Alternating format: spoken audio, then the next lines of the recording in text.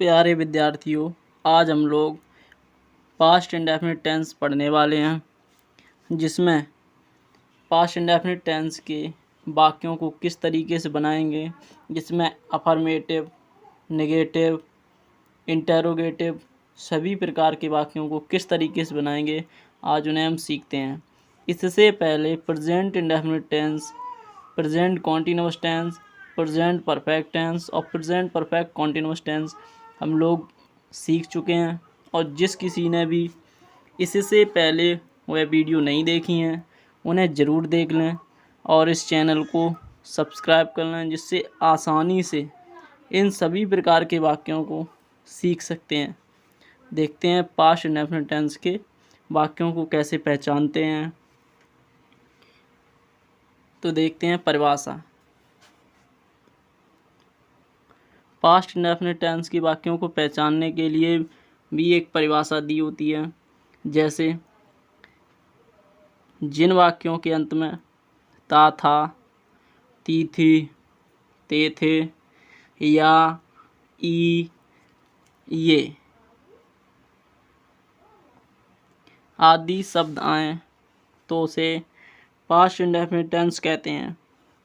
इन्हें बनाने के लिए पिछली की तरह ही नियम है। इनमें एक नियम लगता है, जैसे अफर्मेटिव वाक्यों में ही, she, it, I, we, you, they तथा सभी कर्ताओं के साथ वर्ब की मुख्य क्रिया की सेकंड फॉर्म का प्रयोग करते हैं। इसी तरीके से हम देखते हैं फॉर्मूला। हमने पिछले भी वीडियो में फॉर्मूलों को लिखाया है और इस वीडियो में भी फॉर्मूलों को लिखाते हैं। जैसे देखते हैं formula subject plus B2 plus object. इसी फार्मूले से पास्ट इंडेफिनिट टेंस के अफर्मेटिव वाक्यों को हम बनाना सीखेंगे। जैसे देखते हैं एग्जाम्पल, मैं यह किताब प्रतिदिन पढ़ता था। तो इस वाक्यों में देखो अंत में ता था, और ता था में हम पहचानते हैं कि पास्ट इंडेफिनिट टेंस का वाक्य है। तो देखते हैं इसे कैसे बनाएंगे। सब्जेक्ट है मैं की मीनिंग होती है आई, तो मैं यह किताब प्रतिदिन पढ़ता था, तो आई सब्जेक्ट के बाद वर्ब या मुख्य क्रिया पढ़ता की B2 होगी। रीड की तीनों form B1, B2, B3 read ही होती हैं। इसी तरीके से आई B2 के स्थान पर B2 लगाएंगे। ऑब्जेक्ट दिया रहे तो लगाएंगे यह पुस्तक, दिस बुक, और प्रतिदिन ये एक समय तो डेली। आशा करते हैं आप लोगों को बहुत आसानी से इन वाक्यों को बनाना आता होगा और इससे सीखेंगे भी। जैसे देखते हैं रोहन प्रतिदिन क्रिकेट खेलता था।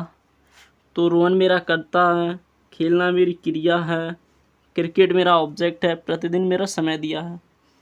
तो रोहन सब्जेक्ट, खेलना मेरी क्रिया, तो मुख्य क्रिया की सेकंड फॉर्म प्लेड, जैसे सब्जेक्ट प्लस B2।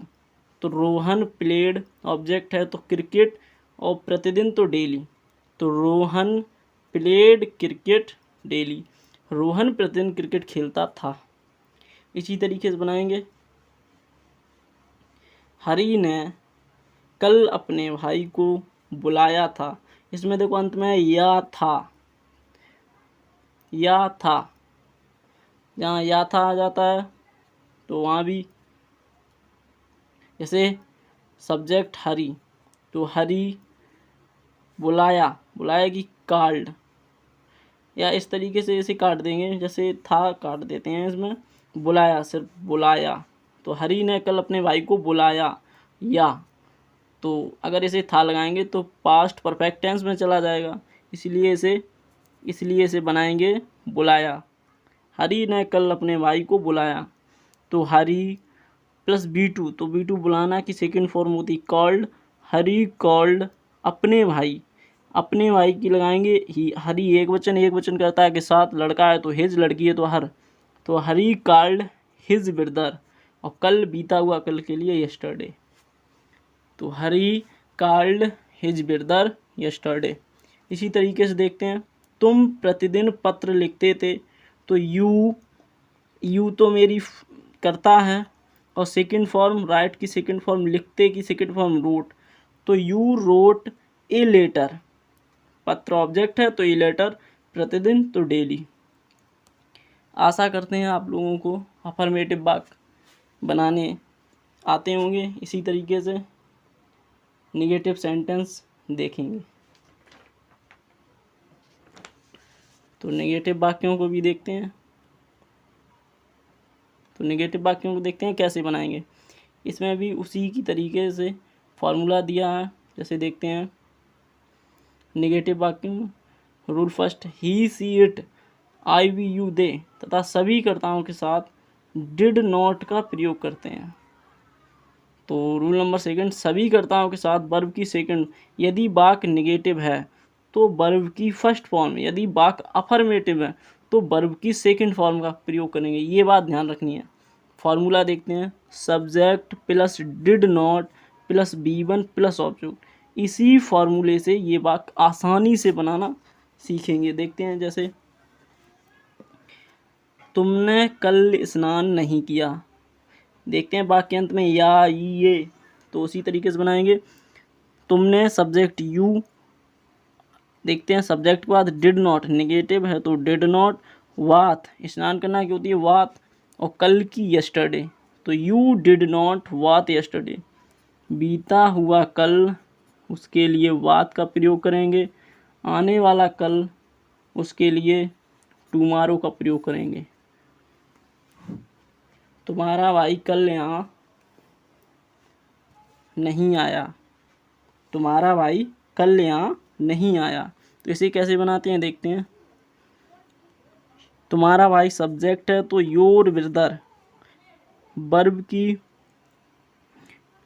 सहायक क्रिया डिड नॉट, तो डिड नॉट नहीं है तो not, your brother did not, verb की फर्स्ट फॉर्म लगाएंगे तो कम, यहाँ हियर, और यहाँ के लिए हियर, कल के लिए यस्टरडे। पहले ही बता चुके बीता हुआ कल यस्टरडे। तो रोहन ब्रदर, सॉरी नहीं, your brother did not come here yesterday. देखते हैं रोहन यह पुस्तक नहीं पढ़ता था। तो पहचान तो लिया ही हमने पास्ट इंडेफिनिट का नेगेटिव सेंटेंस तो बनाता है। कैसे बनाएंगे इसे देखते हैं। Subject plus did not plus B1 plus object, तो सब्जेक्ट है रोहन, नेगेटिव है तो डिड नॉट, वर्ब की फर्स्ट फॉर्म तो रीड, ऑब्जेक्ट यह पुस्तक तो यह पुस्तक की दिस बुक। इसी तरीके से बनाएंगे। यदि आप लोगों ने चैनल सब्सक्राइब नहीं किया है तो चैनल को ज़रूर सब्सक्राइब कर लें, जिससे आने वाली सारी वीडियो आपके पास पहुंच जाएं। और निश्चित समय शाम के 5 बजे ये वीडियो आपको मिलेंगी।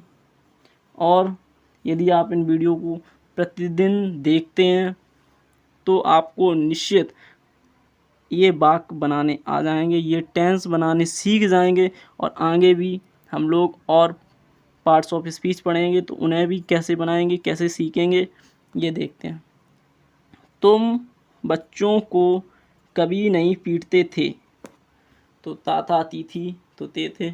इसी तरीके से बनाएंगे, देखते हैं। यदि वाक्य में कभी नहीं है तो कभी नहीं के लिए नेवर का प्रयोग करेंगे।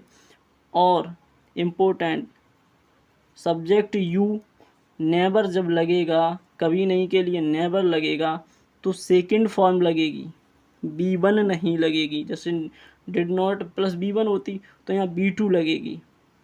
तो यू नेवर बीट बच्चों को तो children, you never beat children. इसी तरीके से इंटेरोगेटिव वाक्य देखते हैं।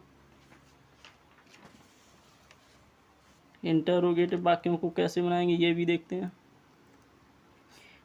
प्रश्नवाचक वाक्य, यदि आप इन 2 रूलों या नियमों को याद कर लेते हैं तो आपको प्रत्येक वाक्य में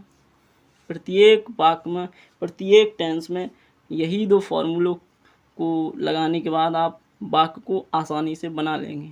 जैसे देखते हैं, यदि प्रश्नवाचक शब्द वाक्य के शुरू में आए तो उसकी अंग्रेजी नहीं बनाते हैं, वाक्य को सहायक क्रिया से शुरू करते हैं और सहायक क्रिया इसकी है डिड, इसकी सहायक क्रिया है डिड, तो इसी से बनाएंगे। यदि प्रश्नवाचक शब्द यदि प्रश्नवाचक शब्द वाक्य के बीच में आए तो उसकी अंग्रेजी सबसे पहले बनाते हैं।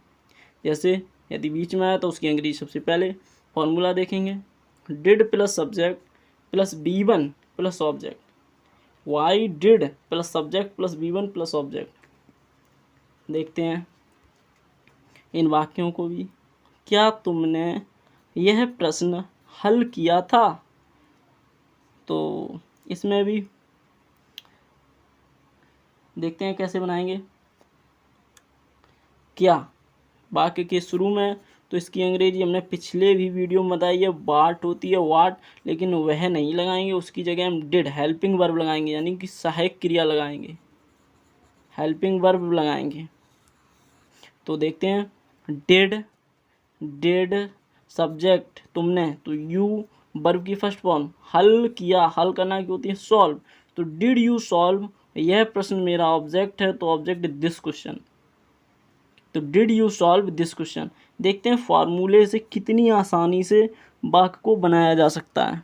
यदि आप अभी तक पिछली वीडियो नहीं देखे हैं तो उन्हें भी देख लीजिए, और इतनी ही आसानी से उन्हें भी बना सकते हैं, उन वाक्यों को भी बना सकते हैं। और आने वाली जो वीडियो है, यानी आने वाली जो टेंस हैं, उन्हें भी ऐसे ही फॉर्मूले से बनाएंगे बहुत आसानी से। ठीक, देखते हैं नेक्स्ट। रोहन आज बाजार क्यों जाता था? तो क्यों बीच में आया, तो इसकी अंग्रेजी सबसे पहले बनाएंगे, वाई हेल्पिंग वर्ब, डिड का प्रयोग करेंगे, सब्जेक्ट रोहन, तो रोहन, वर्ब की फर्स्ट फॉर्म, तो वर्ब की फर्स्ट फॉर्म गो, प्लस बाजार, तो ऑब्जेक्ट दिया रहे तो उसे लगाएंगे, गो टू मार्केट, आज की लगाएंगे टुडे, तो why did Rohan go to market today. इसी तरीके से देखते हैं, क्या मैंने कल तुम्हें पढ़ाया था? तो यदि वाक्य के शुरू में है तो उसकी अंग्रेजी नहीं बनाएंगे, वाक्य को हेल्पिंग वर्ब से बनाएंगे, यही हमारा पहला नियम है। तो डिड करता है मैं, तो मैं की आई, डिड आई वर्ब की फर्स्ट फॉर्म, तो वर्ब की फर्स्ट फॉर्म पढ़ाया, पढ़ाया होती है टीच, तो डिड आई टीच किन्हें, ऑब्जेक्ट यू मतलब तुम्हें, तो डिड आई टीच यू, और कल बीता हुआ कल के लिए स्टडी। तो देखते हैं कितने आसानी से इन वाक्यों को हम लोग बना लेते हैं। इसी तरीके से